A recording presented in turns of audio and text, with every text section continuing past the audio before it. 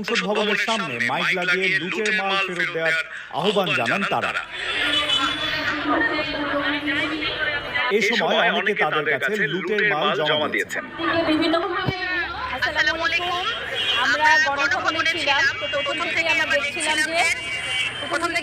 যে বিভিন্ন জিনিসপত্র খুলে নিয়ে যাওয়া হচ্ছে।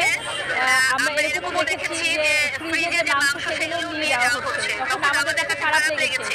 আমরা প্রথমে 3 দিন দাঁড়িয়েছি রাস্তায়, সবাইকে আটকিয়েছি, আলহামদুলিল্লাহ। তারপর সবাই আমাদের পাশে এগিয়ে আসার পরে আমরা এখানে মালামালগুলো জমা রাখতে পেরেছি এবং এলাকাবাসী আমাদের যথেষ্ট হেল্প করেছে, কারণ তারা আমরা কাগজে লিখছিলাম যে রাষ্ট্রীয় সম্পদ জমা দেয় এবং মুখে বারবার বলছিলাম।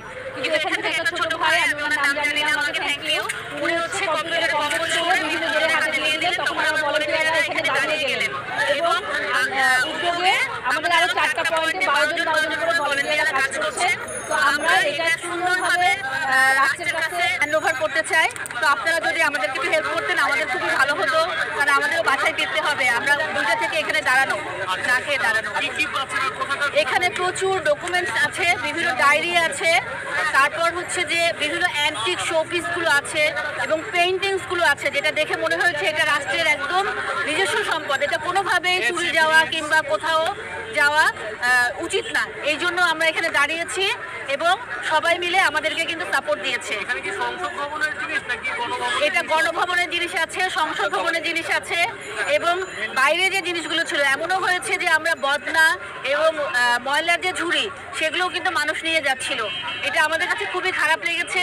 আমরা সবাই মিলে এটা আটকিয়েছি। আমার সাথে আমার সন্তান আছে, আমাদের আরও বোনরা আছে, তাদের সন্তানরা আছে, ছোট ছোট বাচ্চারা আছে। এটা বিভিন্ন ভিডিও ক্লিপ আপনারা দেখতে পাবেন এবং আমরা বিভিন্নভাবে সেনাবাহিনী কিংবা করে যোগাযোগ করেছি। অলরেডি তারা আসছেন। এইটা আমরা হ্যান্ডওভার করব এবং আমাদের কাছে একটা মোটামুটি লিস্ট আছে, সেটা সহ আমরা এটা হ্যান্ডওভার করব। থ্যাংক ইউ আপনাদের।